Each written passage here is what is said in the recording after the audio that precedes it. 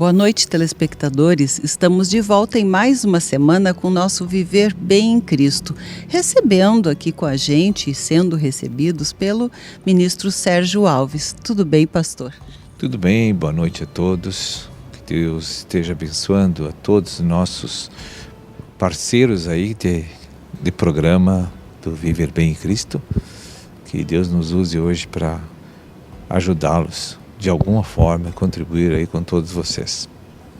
Bem, pastor, em alguns dos nossos últimos programas, a gente tem trazido alguns temas assim um pouquinho polêmicos, né? Onde as pessoas podem se questionar, pensar, quem sabe abrir um pouco a mente, refletir, né?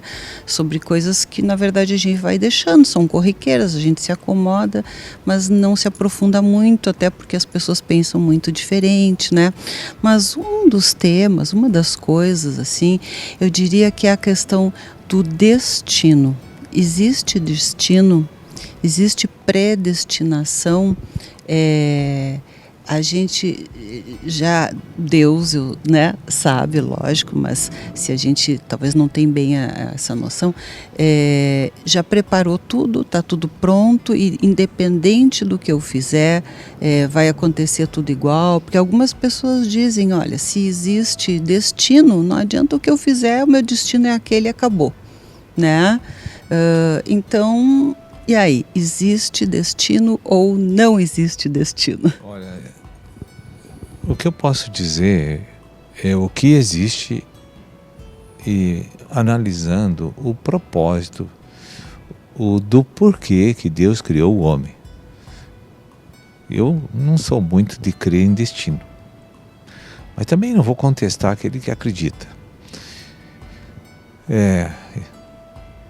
Deus, quando fez o céu e a terra, ele tinha planos. E como Deus vive numa dimensão atemporal, para ele o tempo não existe. Então, quando Deus criou a terra, que foi depois, ele tinha um plano. E para executar esse plano, ele tinha que criar muitas coisas. E tudo que ele criou até hoje, aqui na terra, foi necessário para ele conseguir consolidar a implantação de um reino divino na terra. Tudo que você vê de confusão aí, de religião, de cristão, de briga disso, de religião para cá e para lá, na verdade, não existe essas coisas. O que existe é Deus, Cristo, o homem caído, e Deus vai chamar esse homem, vai limpar esse homem, vai purificar esse homem, vai equipar esse homem, vai capacitar esse homem e vai fazer ele ser servo de Deus. O que existe é isso só. Então, as pessoas falam de muitas coisas, de destinação, predestinação. Eu creio que sou predestinado, sim, a ser um servo de Deus, isso eu acredito. Sim. Né? Porque se tem rei, tem que ter servos. Jesus é o rei do universo. Então tem que ter servos. Tem que ter súditos. E o reino é de Deus, não é de homens. Os homens vão entrar como bênção, vão ser inseridos nesse contexto, porque já estávamos todos condenados. E agora em cada geração o Senhor está pensando pessoas para dentro desse reino, porque Ele quer esse reino. Agora, se Ele trouxe um, não trouxe outro, eu também não sei porquê. Né? Agora, oportunizados, todos foram. Isso eu posso garantir, que ninguém sai dessa terra sem a oportunidade de chegar em Deus. Então, esse destino para mim não é uma palavra adequada. O que existe é que eu estou inserido num programa onde Deus está executando até hoje e eu faço parte dele. Então, para mim, tem um plano, que eu estou lá nesse plano, tem um propósito para mim. E o que é esse propósito? É o que Deus quer realizar comigo e através de mim. Esse é o propósito. Agora, com quem eu vou casar? Qual é a cidade que eu vou morar? Essas não são coisas relevantes, né? Desde que eu tenha consciência né, da realidade de Deus. Então, se eu estou cheio do Espírito Santo e fui purificado por Deus e sou uma pessoa desenvolvida espiritualmente, eu dou certo com A, com B, com C, com D, o X, até o X. Não vai ter nenhum problema. Não haverá barreiras de relacionamento entre nós. Então, se eu casar com A, eu creio que Deus tem uma pessoa certa para cada pessoa. Só que as pessoas nunca dobram o joelho para perguntar: Senhor, manda esse que tu tem para mim, ou essa que tu tem para mim. Eles nunca fazem isso. Então, quem é que escolhe? É o olho e as percepções sensoriais da pessoa. Aquilo lá, a análise psicológica. Ela olha, essa aí, ela é... Eu sou tão calmo, eu preciso de uma agitada. Então, essa agitada vai dar certo comigo, né? Porque os opostos se atraem, né? Dizem aí no mundo, tem um ditado aí, né? Ou então, olha lá, o bonitinho. Aquele é para mim. Só pode ser Deus mandando, né? Então, a condição de eu acertar com aquela pessoa que vai ser colocada para mim na vida depende muito do meu nível espiritual, né? Porque começa que, se você estudar profundamente o matrimônio, que é uma instituição divina e não é de pessoas, foi Deus que criou o matrimônio, né? Então, se Deus criou o matrimônio, Ele sabe como você deve viver aquilo para dar certo.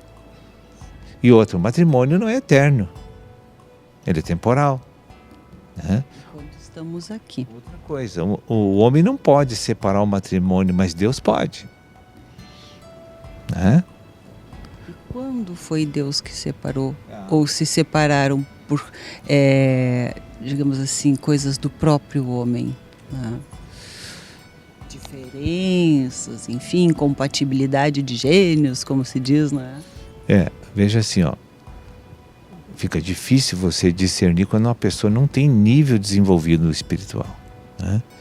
Por exemplo, se Deus, tu ouve Deus e tu tem comunhão com Deus, tu fala, tu sente que Deus ouve, Deus fala, tu sente e discerne o que Ele falou, fica muito fácil para você saber se Deus está separando ou não está, ou se chegou o momento de estancar ou terminou, ou se vai continuar, amém. Aí fica fácil.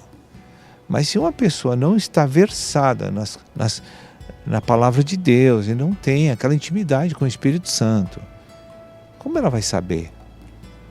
É verdade, e é difícil mesmo, porque existem vários pensamentos, né? Porque o homem pensa, né? E quando não tem o conhecimento fica difícil. Mas, por exemplo, eu não posso simplesmente achar que não, essa pessoa não é para mim e não dá certo porque ela guarda a escova de dente num lugar diferente, né? Em vez de botar lá, que eu gosto, ela larga por aí. Outra coisa eu gosto da pessoa, começa um relacionamento, mas Deus vai enviando vários sinais de que, né, as coisas não estão bem. Então, como perseverar naquilo para vencer a si próprio, aprender a perdoar, aprender a ver o que Deus quer, até que ponto, né, se deve levar um relacionamento, mesmo tendo muitas adversidades nesse relacionamento. Eu também digo o seguinte: quando uma pessoa não tem aquela capacitação espiritual para seguir a direção do Espírito Santo, o poder de decisão do Espírito Santo, ela não consegue acessar. O que Deus faz? Deus age através das circunstâncias. Pode agir, isso não é uma regra, mas pode acontecer. Então o que acontece? Começa a dar uma animosidade ali naquele relacionamento. E aí tem muitas coisas erradas acontecendo. Então aquela pessoa que não ouviu o Espírito, que não era para ela aquela pessoa, então Deus não quer ela com aquela pessoa, porque com aquela pessoa não vai à frente. Deus já viu, porque um quer Deus, o outro não quer, uma coisa assim, né? Pastor, mas dali a pouquinho já dá tudo certo, então o maior love lá e tal, tá tudo bom, a pessoa é maravilhosa. Não, Deus quer para mim, né? Deus quer, daí fica, será que Deus quer? Será que Deus não quer? Né? E fica naquela dúvida, não é? E não sabe o que fazer. Então é difícil muitas vezes fazer escolhas ou agir, ou daí, como o senhor disse, buscar, né, a orientação de Deus, mas daí a pessoa não tem paciência de esperar e buscar também, porque a gente é muito imediatista, não é? Então Deus vai fazendo através dos dias, das circunstâncias, dos acontecimentos, dos fatos, fazer com que aquela pessoa perca completamente o desejo de continuar naquela situação. Entende? Aí então Deus falou com aquela pessoa e fez acontecer o que ele queria. Sim. E essas circunstâncias que acabam sendo, né? Não é um padrão de ação divina. Há várias maneiras de Deus fazer isso. Agora, qual é o fato? O fato é que não estão mais juntos. Então Deus permitiu a separação. Amém? As pessoas dizem que o que Deus une, o homem não separa. Mas muitas vezes não é Deus que une, não é? Então, essa é a diferença. Mas... E também vem essas perguntas, né? Como saber? Né? É um grande conflito. Mas tudo isso faz parte do aprendizado, né? Até como se fosse uma criança. Como ter certeza que 1 mais 1 é 2, né? Então, são coisas assim que às vezes nos levam a tantas dúvidas, mas a gente volta daqui a pouquinho, depois dos nossos comerciais.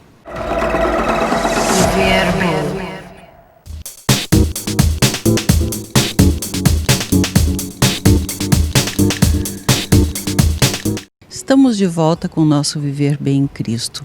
E o tema de hoje é a questão de existir ou não destino ou predestinação. E a vida da gente é tão conflituada, tão cheia de nuances, não é, pastor? Nos relacionamos, daí tem as coisas internas, as externas, enfim, né, os pensamentos, os sentimentos, e a gente vai tentando administrar tudo isso, né? E essa questão de pensar, o meu destino foi esse, o senhor disse que não acredita muito, não. Existe que há uma predestinação. Eu também creio nisso, mas muitas vezes a gente sabe que está predestinado aquilo quando passou-se a vida toda e olha para trás e diz, não, realmente eu era predestinada a ser médica e hoje eu tenho certeza disso. Mas nem sempre as pessoas têm essa certeza, essa direção. Então, e também todo mundo quer bons resultados, tá? E as pessoas fazem N coisas. Aí entra aquela questão que Deus diz que nós temos o livre arbítrio. E é aí que eu quero chegar, por isso eu não acredito em destino. Porque, né, nós podemos mudar o destino, o nosso destino.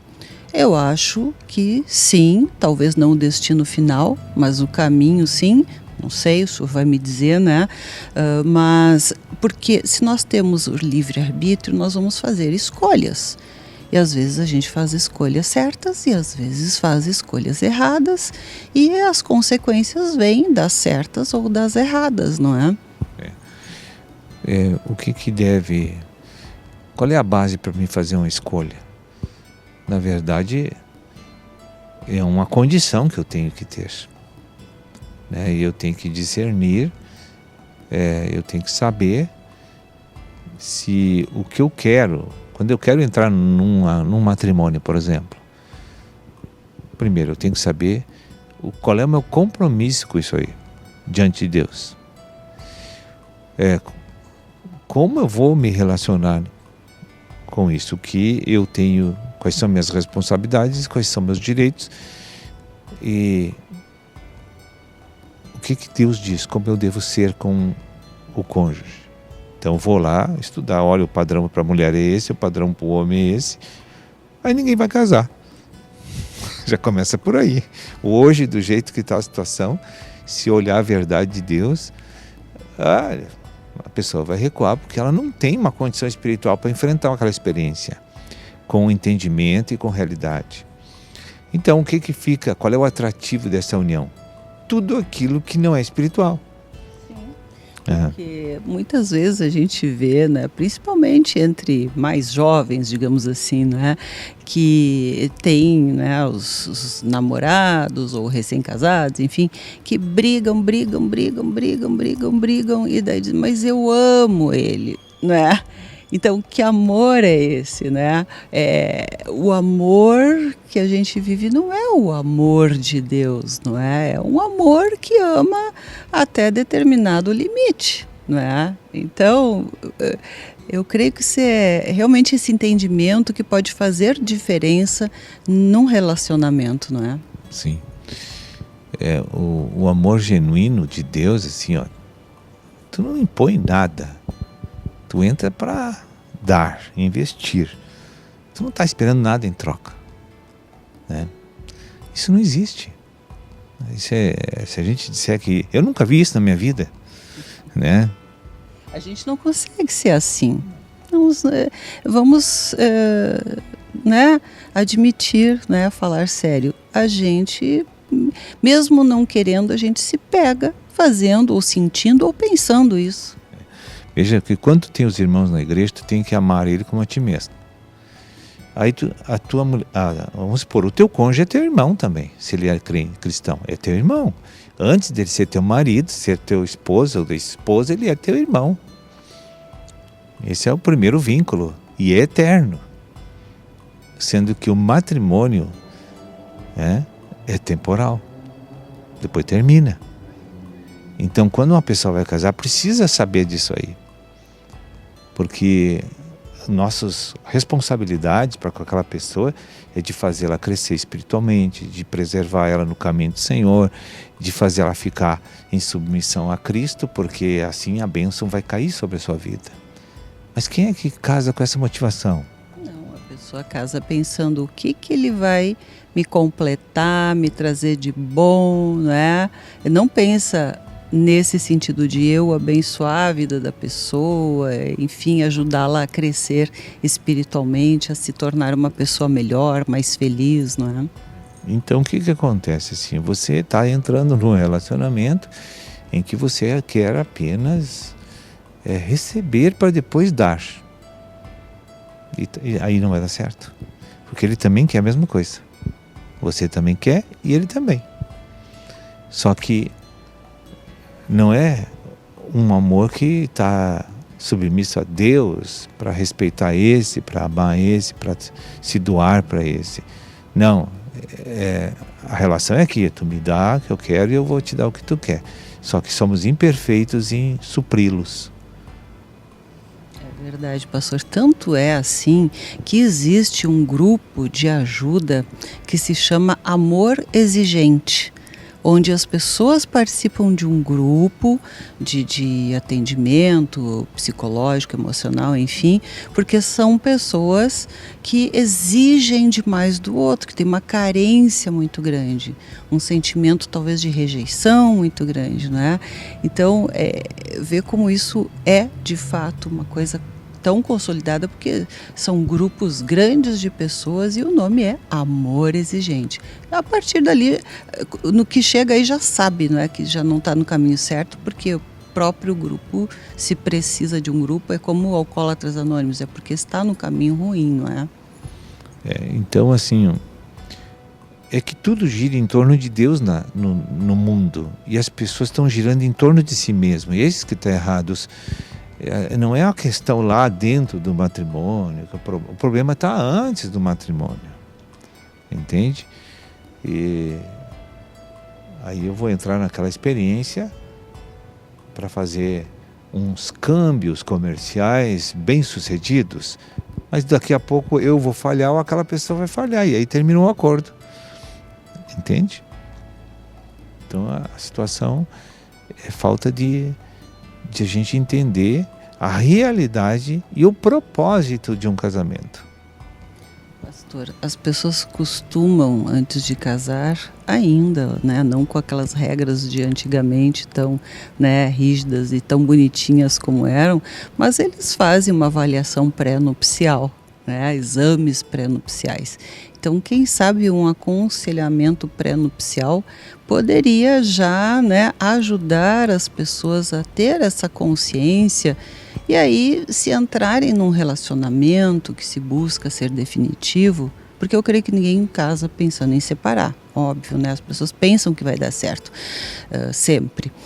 Mas deveria, talvez, um aconselhamento espiritual trazendo isso à realidade, né, da pessoa, para que ela pense nisso e avalie bem isso, talvez seja de bom proveito para o sucesso, quem sabe, de um relacionamento, né, a probabilidade maior de sucesso de um relacionamento. A instrução real e verdadeira sempre ajuda muito, em qualquer ocasião.